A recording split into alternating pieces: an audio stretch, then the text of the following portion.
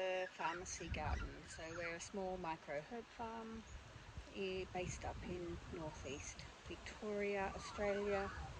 And I am Naomi. Hi, welcome friends. I'm a herbalist, a chef, a horticulturalist, and a small business advisor as well, and a butter maker of all of the things. I am up here in my little shade house, just getting out of the wind, and thought I would drop in and introduce and show you. I'll take you for a walk around our property. We're 1.5 to 2 acres based of land. We've just finished building our house. We only just moved here in December last year. It's now mid-January, so we've been here about a month now, and I've got lots of projects to do to set up our little micro herb farm, and I thought I would just take you along for the journey. I know that I would love to see content on setting up a herb farm if I was doing it.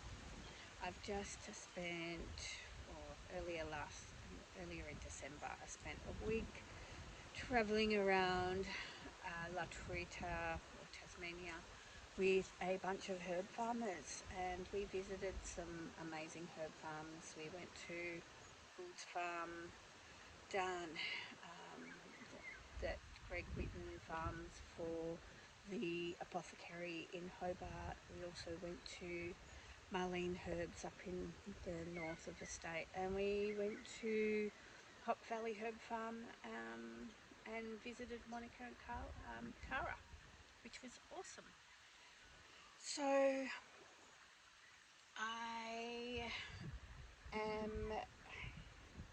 it's midwinter here. We're having like spells of 38 to 44 degrees Celsius, which is really hot and dry. So we haven't had much rain. We don't get much rain. We're a pretty low rainfall area here, which is going to be challenging. And the block is north facing, which is great. And I've got a lot of my mother stock that are in here that I'm just trying to keep alive at the moment, before I start putting it in the ground. But I do have my whole farm plan, which I have worked on over the last 12 months. So I've got a really good plan about what we're going to do, and where everything's going to go. And now I've just got to stage it, because you'll see, we're living on a dust site. There's not even, well, there's grass growing, but it's this awful weedy grass that lets off these little hairy things that are called hairy panic. And they take over your whole house. So in here I've got all of the plants that I've got growing. I've put some calendula alpha in just to get them started, because and I've propagated a whole heap of, which is great to do in midsummer apparently, but they're looking really good and they got new leaves on them, is lilacs, and I just love lilacs. So up in Beechworth where I was living, there was a whole heap of trees there, different coloured lilacs. So I went round and before we moved, and took cuttings of them all, and I've been propagating them, and they're going really well. So I'll have a whole wall of lilacs eventually, which is awesome because they're so beautiful and they make a great lilac syrup. So there's not a lot of room left in this shade house, because it's housing all of my trees that I am mothering at the moment. So as soon as I can get them in the ground, then I can start getting all of my seeds propagated. I've lost a lot of plants along the way over the last sort of few months because I didn't have water. And I didn't have water because I didn't have power. So it was sort of, we got a bore dug, so we're not really, we're off grid here in terms of services. So I had to wait till the house was built to get the solar system on, so then I could power the bore pump, because I didn't want to buy a solar pump because I was putting the solar system on. So it was really hard to water things until that happened. And I don't want to use tank water because tank water for us is really precious. And we built the shed, so eventually what I will do is I'll put more tanks on the sheds and all of our outbuildings, and we will be able to use that as well. Our shed is going to be my makeshift apothecary at the moment, while I save some money so I can get my other apothecary built. But you can see that on the plan too, where that's going to go. And there's a few jobs that I don't want to do at the moment, just because we are putting a granny flat on for my mum. So there's a section of the property that I can't actually do anything with at the moment because there'll be cranes and trucks, and building is really messy and destructive. So so I will have to just leave that section at the moment, which is my learning garden. Which I really wanted to do first, because the learning garden would be where all of this mother stock would go, and then I could propagate from that. But I'm going to have to plant it somewhere else for the moment. And I'm thinking, once I've got my beds rotary hoed, which I'm going to do as soon as it cools down a little bit, and becomes not so much a fire danger, then I'll get them ready for autumn, and sow in some cover crop. So by spring next year, this place will be in production, which is very exciting. But I think it's good for you to see like the whole, from start to finish, how I'm going to do it. It's going to be successful. So I'll take you for a walk, and we will go and have a look at where everything's going to be. Okay, come along.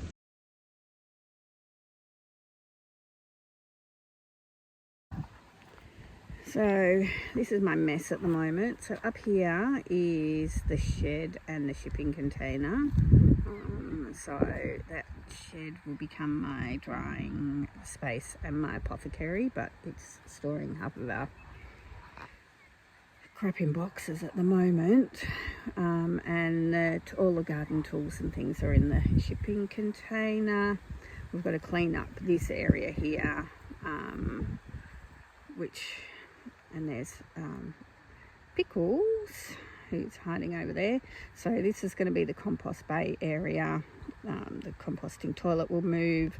I've got that bathtub just up there, which is full of worms, so that will be like worms.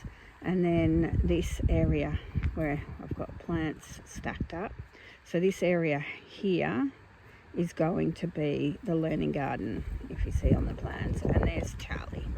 Hi Charlie. Hey.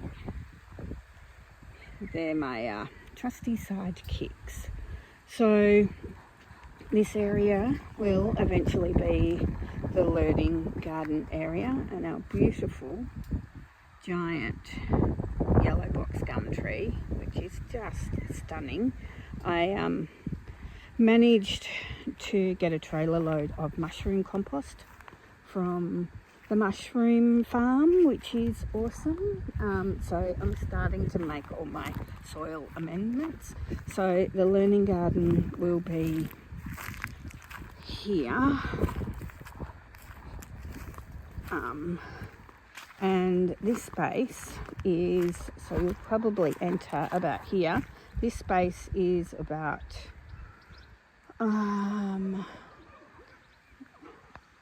next door's dogs are very barky. This space will probably be about, it is like 25 metres by 25 metres. Down there is where the granny flat is going to go next to its one water tank.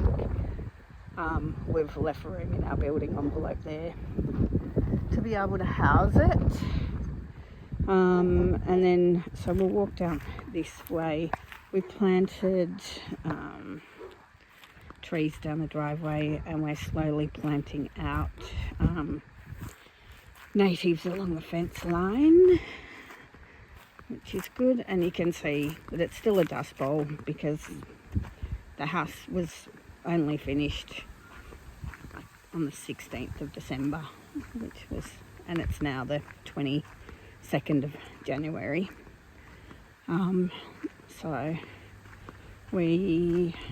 So the back area of the house, and we've got a little atrium area here, which I have planted in my banana, tamarillo, things like that. I've put this little arch fence up because I'm going to pop the chickens in there because it's going to be quite hot over the next couple of days. So that's one project that I may turn into a quail jungle, which is pretty exciting. So this area is the dog pool at the moment, but it is, so we haven't done any landscaping out here yet. So you can see we've run the string line here, and that's going to be, well, we're putting in a retaining wall along there, and we'll flatten that out, and that will become sort of our outdoor area. My magnolia there, and then my makeshift chicken pen at the moment. So we've got all of this space down here that goes down to the creek. So over in this far corner over here is where I plan to have my little goats down the bottom. All of this area along here will be, there's sort of like some swales there. So that will all be where I espalier orchards and berries. So I'll put those all down there. And then down in this corner, like this half of this paddock here, is going to be the production beds. So again, it's about 25 metres by 30 odd metres, maybe a little bit more. And that will be where the production beds go. So where this dog pool is at the moment is going to be where we pop our natural pool, which we'll build out of a concrete water tank. And then this area all along from the house, all along sort of here, down to that sort of first swale, will be our veggie patch for the house. So that's the plan. And down, or up the top next to the learning garden, is where we're going to put the new apothecary when we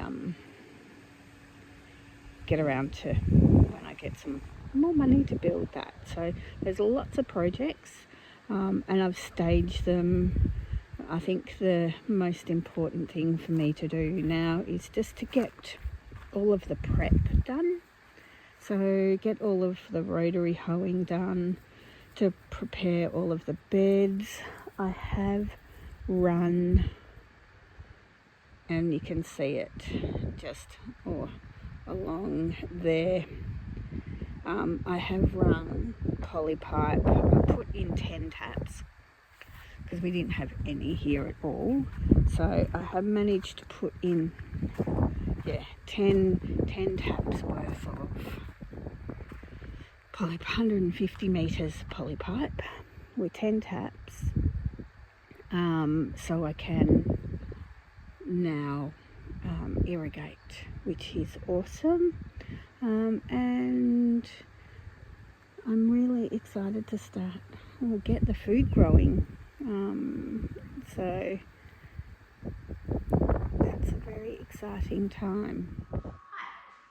So this is my kitchen where I will be cooking a lot of things for you as our garden grows, and making medicine. So hopefully I can use this space to show you how to grow, harvest and use food for plants and medicine. It's going to be a great space to work in, and I'm really excited to show you what you can do with plants growing in your garden. Okay, thanks for watching. Like and subscribe. I know the video quality is pretty bad at the moment, but as I go along it'll get a little bit better, I'm sure. And it's going to be a great adventure. So I'll pop, as you can see with the plan, we've got lots of things to